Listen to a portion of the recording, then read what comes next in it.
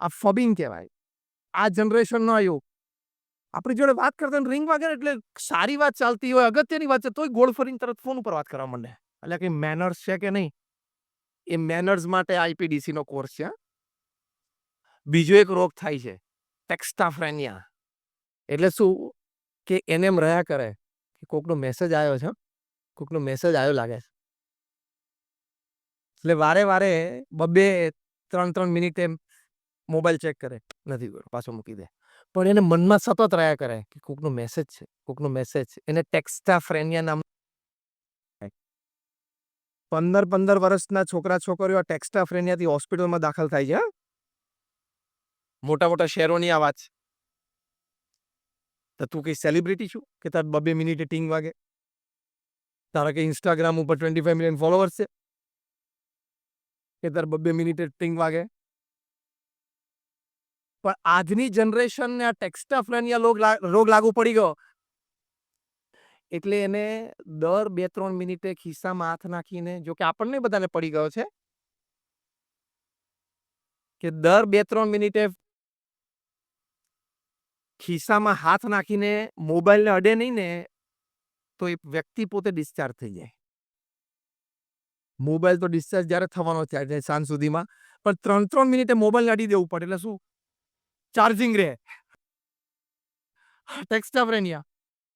પછી એક એન્ઝાયટી નામનો રોગ થાય છે. એટલે ટેક્સ્ટ પ્લસ એન્ઝાયટી કે મને કેમ કોઈ મેસેજ નથી કરતું. હવે આ પણ એક રોગ. આ ઇન્ફોર્મેશન સાથે ફોર્મેશન ના થયું ને એટલે આ બધા રોગ થાય. પછી ફેડ નામનો રોગ છે, ફેસબુક એડિક્શન ડિસઓર્ડર. ફેસબુક વાપરે છે ને બધા, એનું એડિક્શન એટલે કે એનું વ્યસન, એની ડિસઓર્ડર. એટલે શું થાય, ફેસબુક ઉપર એ બધી પોસ્ટ જોવે ને, એના મિત્રો બેને મળતા જોવે તો કે મને કેમ નહીં બોલાયો હોય, આ પાર્ટીમાં મને કેમ આમંત્રણ નહોતું, આ હિસાબે એ લોકોનો મારા પ્રત્યે પ્રેમ ઓછો છે. આવા વિચારોમાં 14 ને 17 વર્ષના છોકરા છોકરીઓને સ્લીપિંગ પિલ લેવી પડે છે સુવા માટે. આને શું કહે છે, ફેડ નામનો ડિઝીઝ, ફેસબુક એડિક્શન ડિસઓર્ડર. પછી એક ફોમો નામનો ડિઝીઝ આવે છે, FOMO, fear of missing out, FOMO. એ પણ પોસ્ટ ને બધું જોવે ફેસબુક ઉપર, ઇન્સ્ટાગ્રામ ઉપર મેસેજ જોવે એટલે એમ થાય કે મને આ પ્રસંગે હું હાજર હતો કેવું સારું હતું, મને કેમ આ લોકોએ ના બોલાવ્યો. એટલે આવી બધી પરિસ્થિતિ, આ ઇન્ફોર્મેશન બહુ મળે છે ને. પહેલા તો આપણને નાના હતા ત્યારે ખબર પડતી હતી કે ઓ ગયા અઠવાડિયે આપણી સોસાયટીનો પેલો માણસ ત્યારે એવા ગયો ને લગ્ન થઈ ગયા. સારું ભાઈ, આપણે મળે ત્યારે શુભેચ્છા પાઠવી દેવાની. હવે શું થાય કે લગ્ન થઈ ગયા અને પછી એને મેસેજ પોસ્ટ કર્યો તો તમને તરત ફેસબુકમાં ખબર પડી જાય વોલ ઉપર કે એને પોસ્ટ કર્યું. તો ક્યાં તો અમારી સોસાયટીમાં જ રહેતો હતો 2 વર્ષ પહેલા, તે મને કેમ આમંત્રણ ના આપ્યું? પ્રશ્ન. માહિતી, આ ઇન્ફોર્મેશન શબ્દ છે ને એને સમજવાનો છે. માહિતી બહુ ફાસ્ટ સ્પ્રેડ થાય છે ને, એની સાથે સ્ટ્રેસ અને ટેન્શન પણ ફાસ્ટ સ્પ્રેડ થાય છે.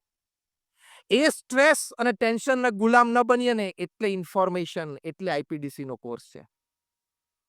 એટલે આ આપણે પણ સમજીએ છીએ, દુનિયા પણ અત્યારે સમજે છે. એટલે ફોમો, ફિયર ઓફ મિસિંગ આઉટની સામે એ લોકોએ ઝૂમો શરૂ કર્યું. જેવો એમો જોય ઓફ મિસિંગ આઉટ, કે મને તમે ચૂકી ગયા ને, મને ના બોલાવે ને, કઈ વાંધો નહીં, અહીંયા મેં ઘરે બેઠા બેઠા ફર્સ્ટ ક્લાસ શરબત પીધું. આ ફોર્મેશન. પોતે સ્થિર રહી શકે ને એ ફોર્મેશન, પોતે પોતાના મૂલ્યોથી વિચલિત ન થાય એ ફોર્મેશન, પોતાની વિચાર દ્વારા એ સ્ટ્રોંગ અને સ્ટેડી રાખી શકે એ ફોર્મેશન, પોતાનો અભિગમ, attitude positive, high and pious રાખી શકે એ ફોર્મેશન. એવું ફોર્મેશન આપણે કરાવવાનું છે. એટલે આપણે આઈપીડીસી નો કોર્સ છે. અને સિમ્પટમ્સ પણ ઇલેક્ટ્રોનિક ગેજેટ્સના ભયંકર છે. એટલે ડિજિટલ ડિટોક્સ કરાવવું જ પડશે. તમને ખબર ને, ડિજિટલ ડિટોક્સિફિકેશન. તમને સાપ કરડે ને એટલે એન્ટીવેનોમ ઇન્જેક્શન આપવા પડે. એટલે સાપનું ઝેર ઉતરે, એમાં ડિજિટલ ઝેર પણ ઉતારવું પડશે. અગેન આઈ રિપીટ, હું આનો વિરોધી નથી. તમારા સંતાનોને સ્કૂલમાંથી આદેશ આવે જે સમય એ વખતે તમારે ઇલેક્ટ્રોનિક ગેજેટ લાવી જ આપવાના, પણ જેમ પ્રમુખ સ્વામી મહારાજે કહ્યું એનો વિવેક તમારે શીખવાડવાનો. એટલે એને ડિજિટલ ડિટોક્સ આ જનરેશનને કરવી પડશે. એવરેજ ભારતીય 3 કલાક ને 40 મિનિટ રોજ ડિજિટલ સ્પેન્ડિંગ છે એનું. પછી એનું ઝેર ચડે કે ના ચડે. રોજ 3.5 કલાક તમે સ્ક્રીનની સામે રહો, પછી કોબરા જેવું ઝેર ચડે કે ના ચડે. એટલે ડિજિટલ ડિટોક્સ કરવું પડે. આ ઇન્ફોર્મેશન સંબંધી વાત થઈ. હવે ફોર્મેશન કેવી રીતે કરવું? આપણે એટલું સમજ્યા કે ઇન્ફોર્મેશનની સાથે એટલે કે માહિતીની સાથે સાથે ભેગી આ ગટર પણ ઘણી બધી આવે છે. એનો આપણા જીવનમાં પ્રભાવ ના રહે એની માટે આપણે ફોર્મેશન એટલે ઘડતર કરવાનું છે. એ શું? એ કેવી રીતે કરવું? એ થાય તો આપણને જીવનમાં લાભ શું થાય છે? એ વાત અગત્યની છે ને. તો પહેલી જે વાત છે જે આપણી નેશનલ એજ્યુકેશન પોલિસી આપણી કેન્દ્ર સરકારે આપણા દેશ માટે જાહેર કરી છે ગઈ વખતે 2020માં NEP 2020, જેમાં વાત છે કે આપણો ભવ્ય ભૂતકાળ, આપણી ભવ્ય પરંપરા, એનું ગૌરવ આપણે આપણા વિદ્યાર્થીઓમાં જગાવવાનું છે. એ પહેલું ફોર્મેશન છે. અત્યારે તમે ગણપતિનો ભણાવો તો પ્રોબ્લેમ, ગધેડાનો ચાલી જાય. પણ ગણપતિનો ભણાવો તો યુ આર સેફ્રનાઇઝિંગ એજ્યુકેશન. તમે શિક્ષણનું ભગવીકરણ કરો છો. અને we are A secular country. આપણે બિન સાંપ્રદાયિક દેશ છીએ. આપણે છીએ જ બિન સાંપ્રદાયિક. પણ છતાં અસ્મિતા, જે પરંપરા, જે વંશ, એનું ગૌરવ તો દરેક નાગરિકને હોવું જ જોઈએ ને. તમને આશ્ચર્ય થશે કે ઇંગ્લેન્ડમાં પાર્લામેન્ટમાં બિલ પસાર થયેલું છે કે કોઈ પણ વિદ્યાર્થી ઇંગ્લેન્ડની ધરતી ઉપર ભણતો હોય ધોરણ 12 સુધી ફક્ત બ્રિટિશ ઇતિહાસ જ ભણાવવાનો, બીજો કોઈ ઇતિહાસ નહીં. જેથી 12 ધોરણ સુધી એના જે ફોર્મેશન યર્સ છે, એનો ઘડતરના વર્ષો છે, ત્યાં સુધી એ ઇંગ્લેન્ડનો આવો ઇતિહાસ ભણીને પોતાના દેશ પ્રત્યેને ગૌરવ જાગે. IPDCમાં અમે આ કોર્સ પણ લીધો છે. The pride of India, Bharat દેશનું ગૌરવ જાગે. ત્યાં ઇંગ્લેન્ડમાં ધોરણ 12 સુધી બ્રિટિશ ઇતિહાસ ભણવાનો એટલે કે ઇંગ્લેન્ડનો ઇતિહાસ, અને 12 ધોરણ પછી કોલેજમાં જાય અને એને ઇતિહાસનો વિષય રાખવો હોય અને યુરોપિયન કે રશિયન કે અમેરિકન કે એશિયન હિસ્ટ્રી ભણવો તો ભણી શકે છે. કારણ કે ત્યાં સુધીમાં એ મેચ્યોર થઈ ગયો અને અસ્મિતા એના હૃદયમાં ધરબાઈ ગઈ. આપણે આ બિલ પાસ કરીએ તો તમે તો ભગવીકરણ કરો છો. તમે તો બિનસાંપ્રદાયિકતામાં માનતા. એટલે આ શબ્દ આપણને સેક્યુલરિઝમ, બિનસાંપ્રદાયિકતા શબ્દ એની ગેરસમજ ઊભી કરવામાં આવી છે. બાકી સેક્યુલર શબ્દ તો અંગ્રેજી ભાષામાં હમણાં આવ્યો 200 વર્ષથી. આપણા ઋગ્વેદમાં વસુધૈવ કુટુંબકમ એ શબ્દ એનું અંગ્રેજી ભાષાંતર જ છે આ સેક્યુલર. દુનિયાને આ શબ્દ આપનાર આપણે છીએ. આ ગૌરવ આ IPDC કોર્સમાં એક મોડ્યુલમાં મૂકવામાં આવ્યું છે. આપણે આ વસુધૈવ કુટુંબકમ ખાલી લખ્યું એટલું નથી, આપણે પાડી બતાવ્યું છે. જ્યારે પર્શિયાથી પારસીઓને કાઢી મૂકવામાં આવ્યા અને ભારતના દરિયા કિનારે આવ્યા ત્યારે આપણે દરિયા દિલ રાખીને એ લોકોને સ્વીકાર્યા અને આજ સુધી આપણે રાખીએ છીએ. શું દુનિયા આપણને બિનસાંપ્રદાયિકતા શીખવાડવાની? Secularism. We are secular to the core of our blood. આપણા જીન્સમાં છે. ગણતંત્ર, રિપબ્લિક દિવસ, એ દુનિયાને તો 200 વર્ષમાં ખબર પડી કે રિપબ્લિક કોને કહેવાય. ઋગ્વેદમાં 70 વખત ગણતંત્ર શબ્દ વપરાયેલો છે. અથર્વવેદમાં 20 વખત ગણતંત્ર શબ્દ વપરાયેલો છે. શું દુનિયા આપણને ગણતંત્ર, લોકશાહી અને બિનસાંપ્રદાયિકતા શીખવાડે? આપણા બ્લડમાં છે, આપણી પરંપરામાં છે. તો અહીંથી ફોર્મેશન થશે, અહીંથી એનું ઘડતર થશે. બીકોઝ, હવે ધ્યાનથી આ વાક્ય સાંભળજો, pride is the mother of all virtues. ગૌરવ છે ને એ દરેક સદગુણોની જનેતા છે. અસ્મિતા છે ને એ દરેક સદગુણની માતા છે. ત્યાંથી જ જન્મે છે. એટલે આપણે એનું આવું ગૌરવ પેદા થવું જોઈએ. એ ખૂબ હકીકત છે. જ્યારે ડોક્ટર એપીજે અબ્દુલ કલામ એમને પોતાની થિંક ટેન્ક સાથે ભારત 2025-2030 સુધીમાં મહાસત્તા બને, વિકસિત દેશ બને, એની માટે અનેક વિષયોમાં ચર્ચા કરીને બ્રેઇન સ્ટોર્મિંગ સેશન કરીને એમણે 5 કાર્યક્ષેત્રો નક્કી કર્યા કે આ 5 ક્ષેત્રોમાં ભારતે ખૂબ સારી રીતે કાર્ય કરવું જોઈએ જેથી ભારત વિકસિત દેશ બને. એમાં પહેલું હતું એજ્યુકેશન એન્ડ હેલ્થ, બીજું હતું એગ્રીકલ્ચર, ત્રીજું હતું ઇન્ફ્રાસ્ટ્રક્ચર, ચોથું હતું ઇન્ફોર્મેશન એન્ડ કમ્યુનિકેશન અને પાંચમું હતું ક્રિટિકલ ટેકનોલોજી. આ વાત 2001ની સાલમાં ડોક્ટર એપીજે અબ્દુલ કલામ સાહેબે પ્રમુખ સ્વામી મહારાજને કરી કે સ્વામી આ 5 કાર્યક્ષેત્રોમાં આપણે ખૂબ કાર્ય કરીએ તો ભારત વિકસિત દેશ બને. પછી એને પ્રમુખ સ્વામી મહારાજને એમણે પૂછ્યું ખૂબ નમ્રતાથી અને વિવેકથી કે સ્વામી આપને પણ સમાજનો આટલો બધો પહોળો અનુભવ છે, આપને કોઈ સજેશન આ બાબતે કરવું છે? પ્રમુખ સ્વામી મહારાજે વિધાઉટ અ સેકન્ડ હેઝિટેશન પ્રમુખ સ્વામી મહારાજ બોલ્યા કે ભગવાન પ્રત્યે નિશ્રદ્ધા એનામાં કેળવાય એ કાર્યક્ષેત્રમાં પણ આપણે કાર્ય કરવાનું છે. કારણ કે આ 5 કાર્યક્ષેત્રમાં એ કાર્ય કરનાર સારી વ્યક્તિઓ બૌદ્ધિક તમે તૈયાર કરશો પણ એ બૌદ્ધિક વ્યક્તિમાં સાત્વિકતા, મૂલ્યનિષ્ઠા, આધ્યાત્મિકતા, નૈતિકતા પ્રેરવા માટે અને ભગવાન પ્રત્યેની શ્રદ્ધા હોવી અત્યંત આવશ્યક છે. ડોક્ટર એપીજે અબ્દુલ કલામને આ વાત સ્પર્શી ગઈ અને એમણે પોતાના જીવનનું 30મું અને છેલ્લું પુસ્તક જે ટ્રાન્સેન્ડન્સ લખ્યું. પ્રમુખ સ્વામી મહારાજ સાથેના પોતાના યાદગાર પ્રસંગો સાથે સાથે પ્રમુખ સ્વામી મહારાજ પાસેથી મળેલી પ્રેરણાઓ એમાં પ્રસંગ એમને ટાંક્યો છે. અને એમણે આ વાત ઉપર એમ્ફેસિસ મૂક્યું કે આ 5 કાર્યક્ષેત્રની સાથે ભગવાનમાં શ્રદ્ધા હોવી ખૂબ જરૂરી છે. કારણ કે એકવાર ગોડ લવિંગ બને, ગોડ ફિયરિંગ બને ત્યારે પછી એ કાયદાથી પર જઈને પણ એ પોતાના મૂલ્યનિષ્ઠ જીવન જીવી શકે.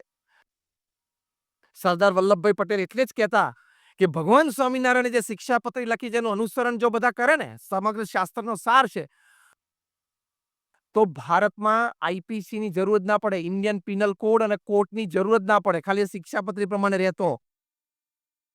એવા મૂલ્યનિષ્ઠ નાગરિકો આપણે દેશમાં તૈયાર કરવા છે એટલે આઈપીડીસી નો કોર્સ છે, ઇન્ફોર્મેશન ટુ ફોર્મેશન. એવા આપણે તૈયાર કરવા છે. અને આ આઈપીડીસી નો કોર્સ તો એક એજ્યુકેશનલ કોર્સ તરીકે અમે અહીંયા ઇન્ટ્રોડ્યુસ અત્યારે કરીએ છીએ.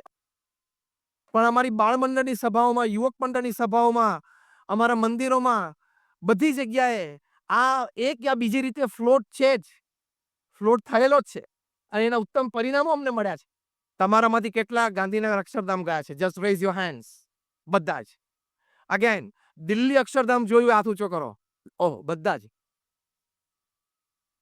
દિલ્હી અક્ષરધામમાં તમે એક્ઝિબિશન 2માં મોટી લાર્જ ફોર્મેટ ફિલ્મ જોઈ હશે જે ભગવાન સ્વામિનારાયણ તરુણ વયના હતા નીલકંઠ વણી રૂપે ત્યારે એમને સમગ્ર ભારતનું વન વિચરણ કરેલું. એમાં એક દ્રશ્ય છે કે જેમાં ભગવાન સ્વામિનારાયણ નીલકંઠ રૂપે એ નાના 11-12 વર્ષના બાળક એક ગરીબની સેવા કરે છે. એક ગરીબ વૃદ્ધ અશક્ત વ્યક્તિને પોતે જમાડે છે.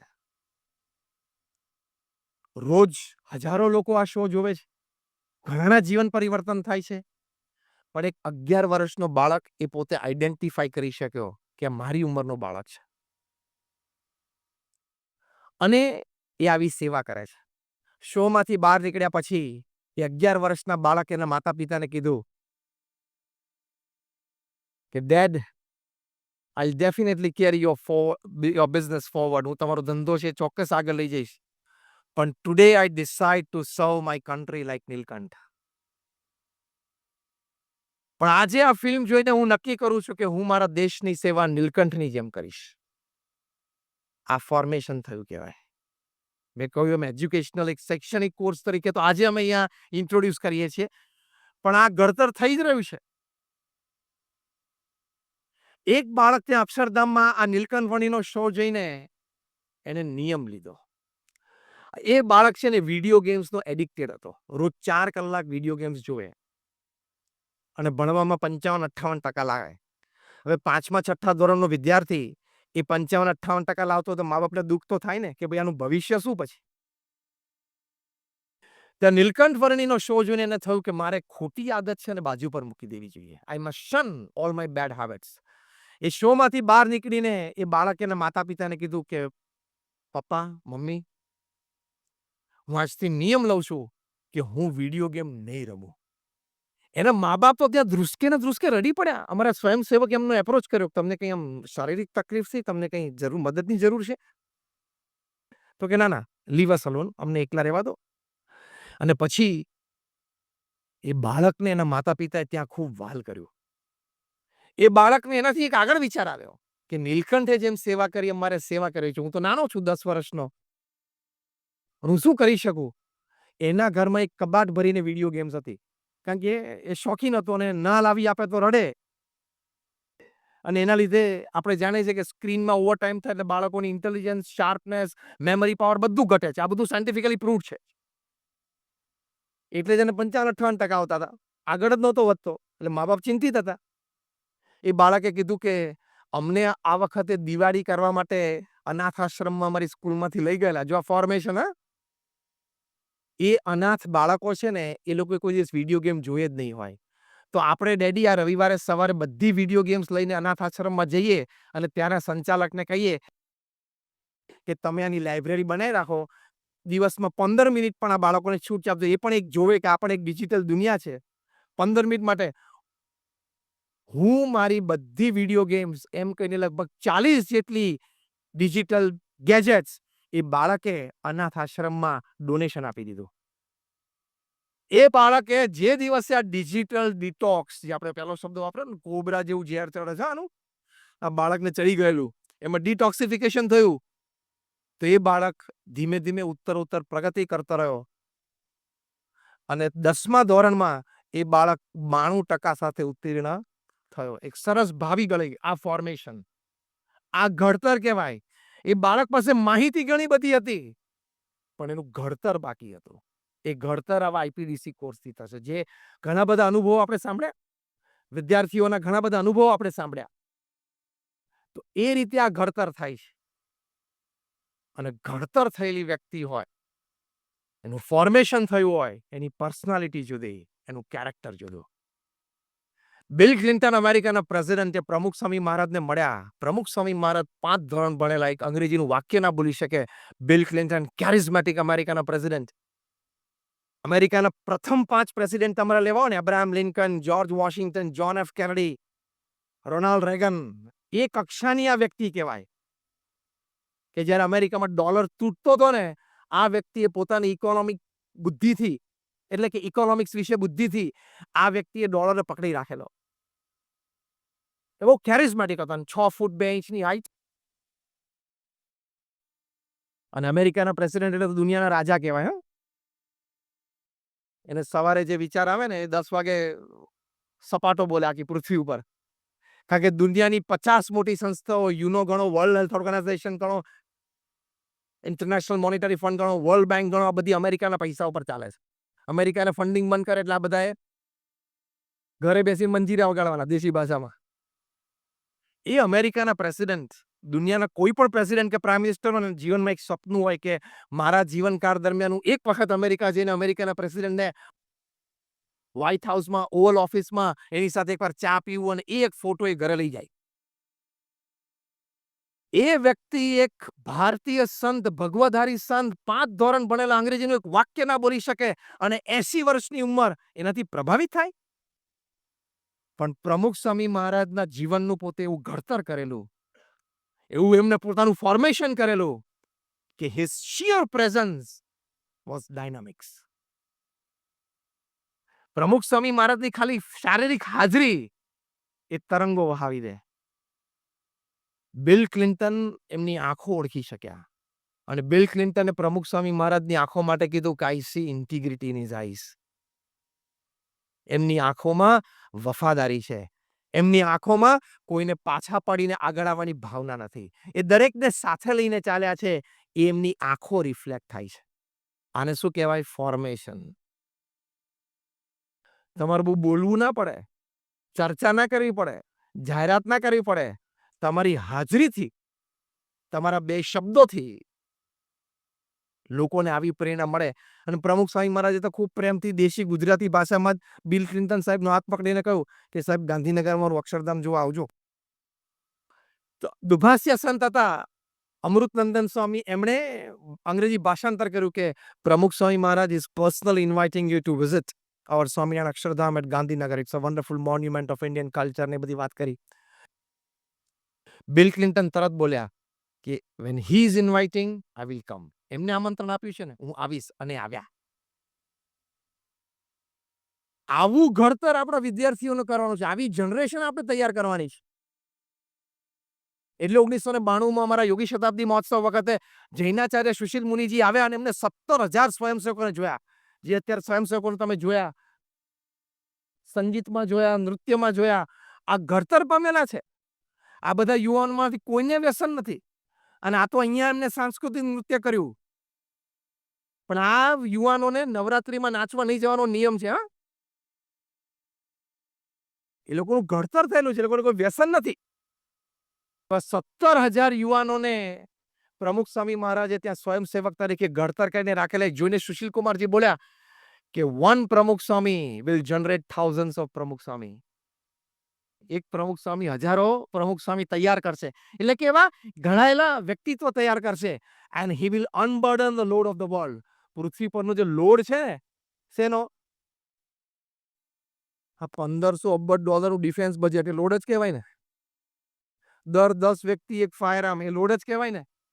4.5 કરોડ બાળકો આ આર્મ્ડ કોન્ફ્લિક્ટ એટલે ડોમેસ્ટિક કોન્ફ્લિક્ટના લીધે સ્કૂલોમાં નથી જઈ શકતા. એ લોડ જ કહેવાય ને પૃથ્વી પર. એ બધો લોડ પ્રમુખ સ્વામી મહારાજ ઉતારશે આવા યુવાનોનું ઘડતર કરીને. This is formation. એટલે ઘડતર થયેલી વ્યક્તિઓની છાપ જુદી હોય, એનો પ્રભાવ જુદો હોય. તમે બધા જાદુગર કેલાલને જોયા પણ હશે અને ઘણા મળ્યા પણ હશો. One of the world's greatest magician. Pramukh Swami મહારાજ એક વખત ત્યાં વલ્લભ વિદ્યાનગરમાં હતા. ત્યાં આનંદ ટાઉન હોલમાં એમનો 1 મહિના સુધી સળંગ શો હતો. પ્રમુખ સ્વામી મહારાજ પ્રત્યે એમને ખૂબ આદર ભાવ હતો. પ્રમુખ સ્વામી મહારાજ એક વખત મળવા આવે ત્યારે પ્રમુખ સ્વામી મહારાજે કીધું કે રોજ સાંજે 500, 1000, 2000 માણસ તમને જોવા આવે છે, તો તમારું જાદુ તમે બધાને દેખાડો છો, તો એક એવું જાદુ તમે ડેવલપ કરો કે જેમાં એ જાદુ જોયા પછી લોકોને વ્યસન મુક્તિની પ્રેરણા મળે. અને કેલાલ સાહેબે પ્રમુખ સ્વામી મહારાજના વચને આવું એક જાદુ ડેવલપ કર્યું કે આમ બીડી પીતો અને આમ અહીંયા સીધું કેન્સર જેવું દેખાવા માંડે. જે કંઈ તો જાદુના ભાગરૂપે પ્રમુખ સ્વામી મહારાજે કીધું કે તમારે છે ને સ્ટેજના ખૂણે એક નાનો યજ્ઞ જેવું પ્રગટાવી રાખવું. અને છેલ્લે અપીલ કરી કે જેને વ્યસન છોડવું હોય એ પોતાનું વ્યસન આમાં નાખતા જાય. એમણે આ શરૂ કર્યું અને સેંકડો લોકોનું વ્યસન છૂટ્યું. જે વ્યસન છોડે ને એમના પત્ની કે એમના માતૃશ્રી કે એમના દીકરી આવીને કેલાલ સાહેબનો આભાર માને કે તમે મારા પતિનું કે મારા પિતાનું કે મારા દીકરાનું વ્યસન છોડાવ્યું, તો અમને ખૂબ રાહત થઈ, તમારો આભાર. કેલાલ સાહેબે મને જો આ પ્રમુખ સ્વામી માટે પ્રેરણા આપી છે. હવે એક વખત એવું બન્યું કે કેલાલ સાહેબને એક ગુટકા બનાવતી કંપનીએ એમને ઓફર કરી કે 11 સેકન્ડની તમારી એડવર્ટાઇઝમેન્ટ બનાવી છે, એની માટે અમે તમને 25 લાખ રૂપિયા આપીએ. તમારે ફૂલ મજીશિયન ડ્રેસમાં બગીચામાં ફરવા આવવાનું. કોલેજના છોકરા છોકરીઓ દોડીને તમારી પાસે આવે કે જાદુ દેખાડો, જાદુ દેખાડો. અને તમે એમ કહો કે ના, મારી પાસે કોઈ અત્યારે, હું તો ખાલી ફરવા આવ્યો છું, કોઈ વ્યવસ્થા નથી. છતાં બહુ આગ્રહ કરે એટલે તમારે સ્લીવ્સમાં એટલે બાંયમાં હાથ નાખીને ગુટકાની પટ્ટીઓ બહાર કાઢવાની અને 2-4 બધાને વેચવાના. આટલી 11 સેકન્ડની એડ હતી.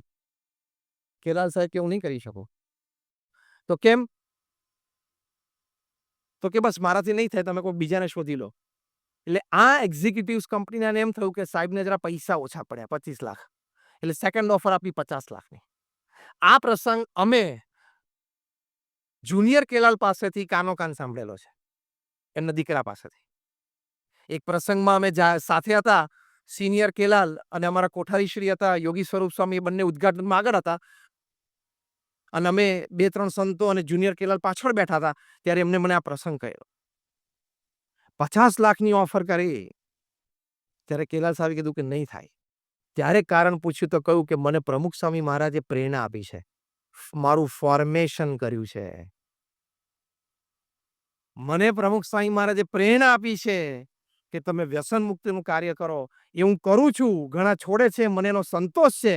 હવે આ એક 50 લાખની એડ કરું ને એમાંથી 2, 5, 15 યુવાનોને પણ વ્યસન લાગી જાય તો પ્રમુખ સ્વામી જેવા મહાન સંતનું વચન મેં લોપ્યું કહેવાય, I can not do your advertisement. હું તમારી એડ નહીં કરી શકું. 50 લાખની ઓફર ઠુકરાવી તો સમાજના હિત માટે આવી મોટી લાલચ પણ ઠુકરાવી દે એવા યુવાનોનું ફોર્મેશન આપણે કરવું છે એટલે આઈપીડીસીનો કોર્સ છે. સમાજના હિત માટે વ્યક્તિગત લાભ છોડે.